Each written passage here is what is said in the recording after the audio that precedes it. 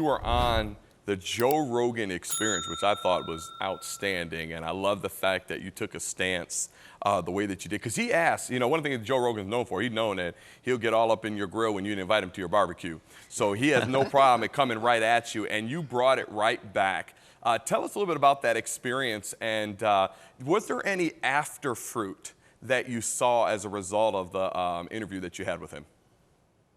Yeah, well, a funny background to all this was I did have a close friend of mine who watches Rogan's show religiously, like follows every episode, and I don't have time to do it. The show's too long. I can't watch every episode, so I pick and choose which ones I watch.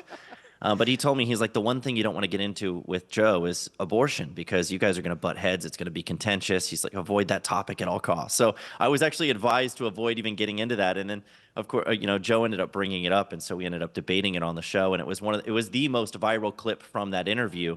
And I think it has had impact. I mean, I've never gotten more death threats than I got after that, which is interesting.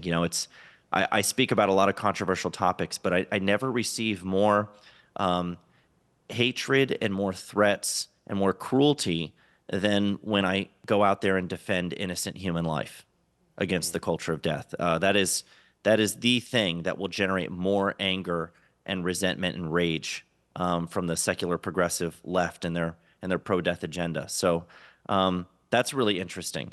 But there has been some fruit from it. I think even Joe himself came around a little bit at the end of that conversation. He said, I kind of see what you're saying when I refuse to give and cave on these extreme examples. He brought up the example of a teenager who's been raped and has conceived, and you don't have a right to tell that teenager that she must carry that baby.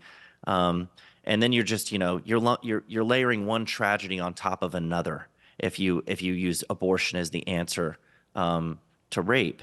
And so, if anything, it's the rapist who should face a consequence, not the innocent child. And so he and I went back and forth on that. I think it did have an impact on his thinking a little bit, because he was expecting me to maybe compromise and meet him in the middle somewhere, and I didn't. I stood really firmly on it. Life is ever sacred. It's always sacred. And he saw where I was coming from on that with some of the points I made. But I wasn't trying to change Joe's mind. I think more often when you're engaged in conversations like that, you want to say it for the people on the sidelines, because there's a lot of undecided people who are listening in. And so I've received a ton of emails and feedback and support from people who were influenced by that conversation. So it was really cool. It was a God thing that it came up on that platform.